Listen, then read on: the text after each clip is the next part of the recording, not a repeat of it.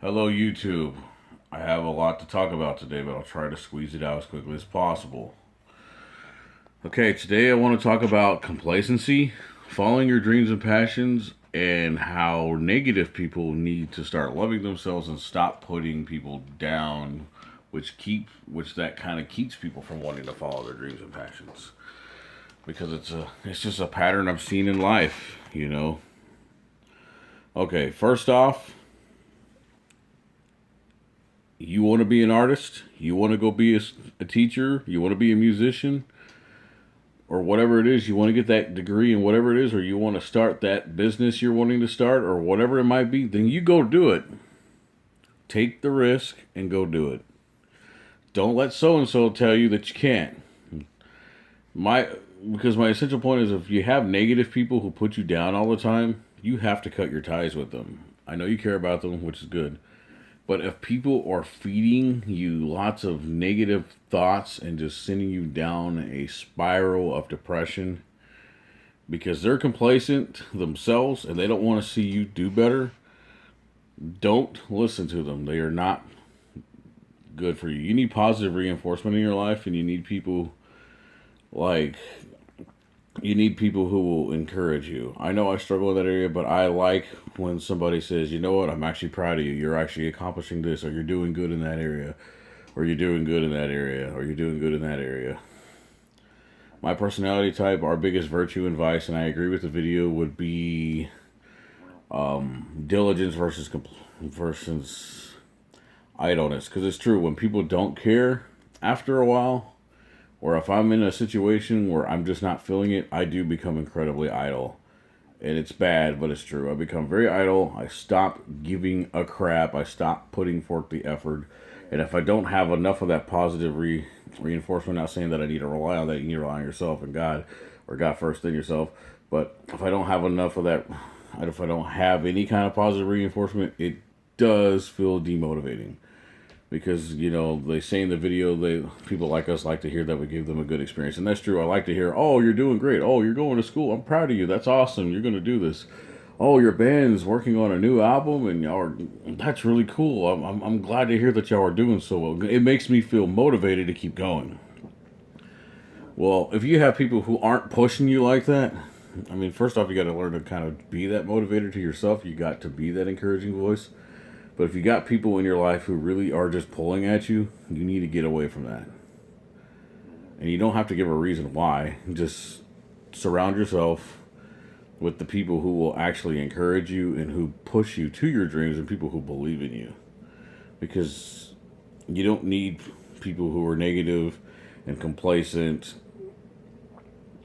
constantly criticizing you all the time. Now, I'm not saying constructive criticism is good. This is not the same kind of criticism. I'm talking about people who are just nitpick at you all the time, all the time, all the time. Nothing you ever do is good enough. It's because on the inside, nothing they do feels good enough. I'm gonna be real with you, and if any of you are like that watching this video, I'm gonna let you know you probably don't love yourselves. You probably battle self-loathing, depression, suicide. I know this video is harsh, but I'm just being very, very straight up honest. Those of you who struggle with these things and who act like this, you don't love yourself. You really don't. Don't say you do because you're lying.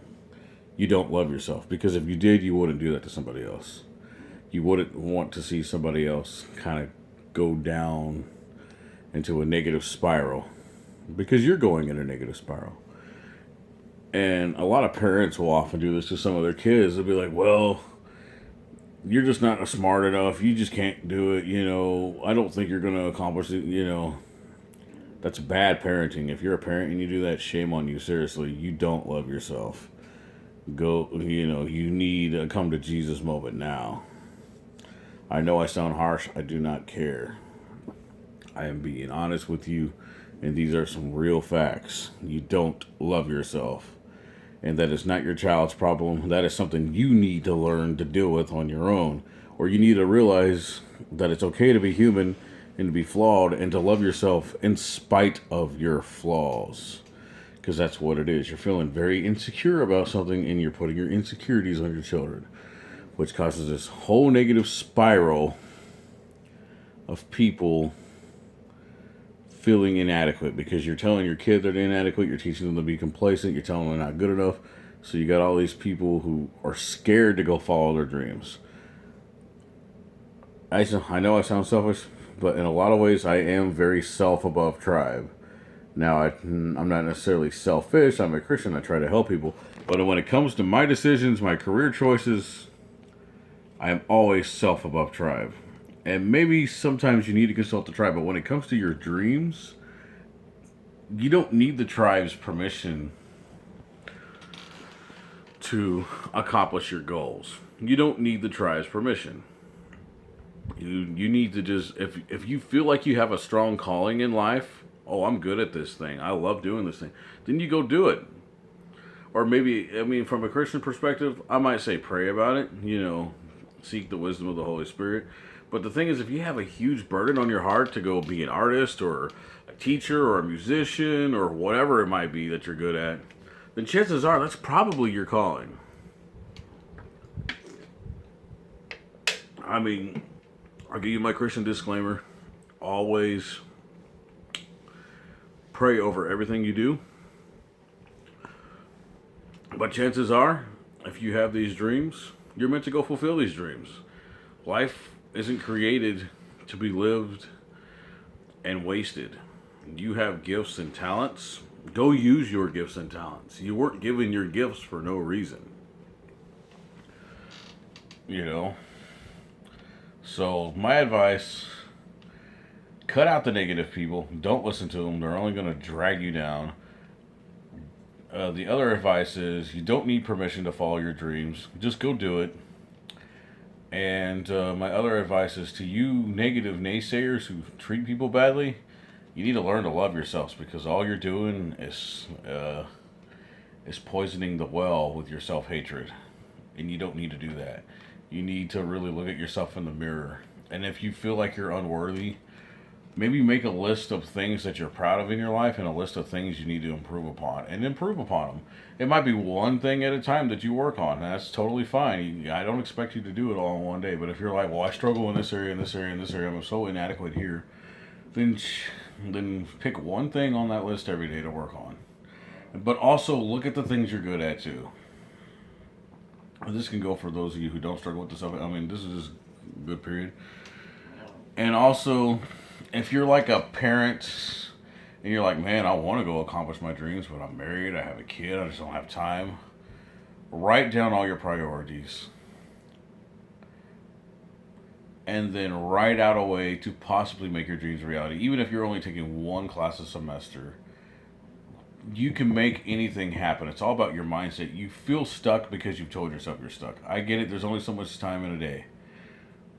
Write down everything you do that day and see where you can squeeze in some extra time to accomplish something. It is possible. Now, it's not going to be easy. I'm not a dad myself, so I don't completely get it. But I think it is possible. But you have to really look at what you're working with and come up with some kind of contingency plan. Because you're feeling stuck in your life. Being married is a good thing. Having kids is a good thing. Don't get me wrong. I respect that. But if you're still not satisfied on that path, then you're still not on the right path. I'm not saying the kids are the wrong path or the wife. That's not the part I'm talking about. It's about whatever your career and your gifts are. You can still fulfill your dreams even in a situation like that. It might take a little longer because you do got responsibilities. But you still are capable of a lot more than what you think you are. But you have to really analyze your options. It might be just one day a week that you start kind of pushing towards something you want to do. It might be only 2 hours at a time. The point is, every one of you can accomplish a dream. You just have to really want to do it. Don't make excuses, because I've done that too. Well, I got this going. Yeah, I know. Everybody's got something going on. Everybody's got something going on. You're not the only one who's got something going on. So, figure out a way to make it happen. You're not stuck. You just feel stuck. 90% of the battle is in your mind. The other 10% is execution. I read this somewhere, and that's very true. Anyways, I'm done. Later.